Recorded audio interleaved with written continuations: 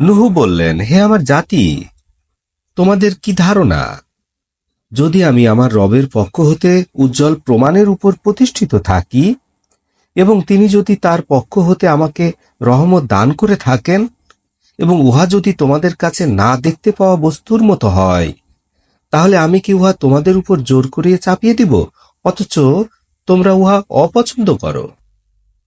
হে আমার জাতি, আমার দাওয়াতের বিনিময়ে তোমাদের কাছে কোনো সম্পদ দাবি করি না।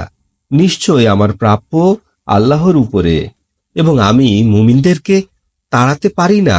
নিশ্চয় তারা তাদের রবের সাথে সাক্ষাৎ করবে। বরং আমি তোমাদেরকে একটি নির্বোধ জাতি হিসেবে দেখতে পাচ্ছি।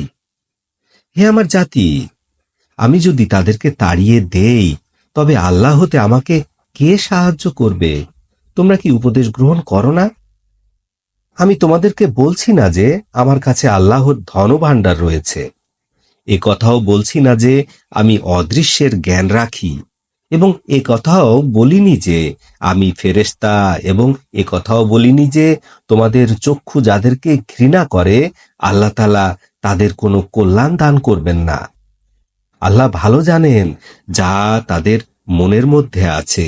এ ধরনের কথা আমি বললে নিশ্চয়ই আমি জালিমদের অন্তর্ভুক্ত হব। তারা বলল, হে নূহ, তুমি আমাদের সাথে তর্ক করেছ এবং আমাদের সাথে তর্কের পরিমাণ খুব বেশি হয়েছে। অতএব তুমি আমাদের যে শাস্তির ভয় দেখাচ্ছ তা আমাদের কাছে নিয়ে এসো, যদি তুমি সত্যবাদীদের মধ্যে গণ্য হয়ে থাকো। নূহ বললেন, নিশ্চয় আল্লাহ তাআলা ইচ্ছা করলে তোমাদের কাছে শাস্তি নিয়ে আসতে পারেন, এবং তখন তোমরা তা এড়াতে পারবে না।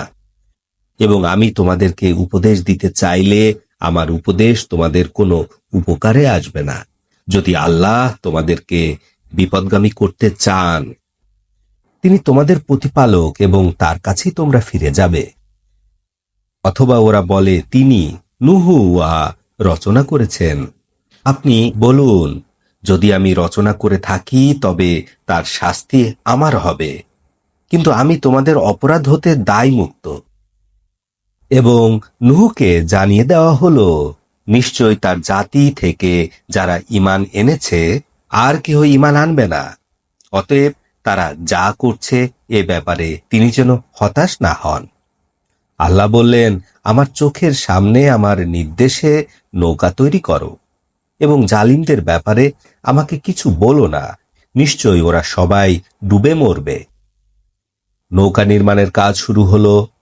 যখনই তার জাতির প্রধানরা ওখান থেকে পথ অতিক্রম করত, তারা নূহকে উপহাস করত।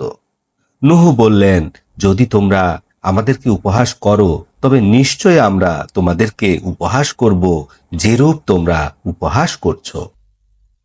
অতঃপর অচিরেই তোমরা জানতে পারবে কাদের উপরে অপমানজনক শাস্তি আসে এবং চিরস্থায়ী শাস্তির দরজা উন্মুক্ত হয়ে যায়। অবশেষে যখন আমার আদেশ আসলো এবং চুলা হতে পানি উতলে উঠল, আমি আদেশ দিলাম, প্রত্যেক শ্রেণী হতে এক জোড়া নৌকায় তুলে নাও এবং তোমার পরিবারকেও তুলে নাও, তাদেরকে বাদ দিয়ে যাদের উপরে ইতিপূর্বে শাস্তির সিদ্ধান্ত হয়েছে, এবং যারা ঈমান এনেছে তাদেরকেও তুলে নাও। এবং অতি সামান্য সংখ্যক লোকই তার উপর ঈমান এনেছিল। তিনি বললেন, তোমরা নৌকায় আরোহণ করো, আল্লাহর নামে উহার চলা এবং থেমে যাওয়া। নিশ্চয় আমার রব ক্ষমাশীল, দয়াবান।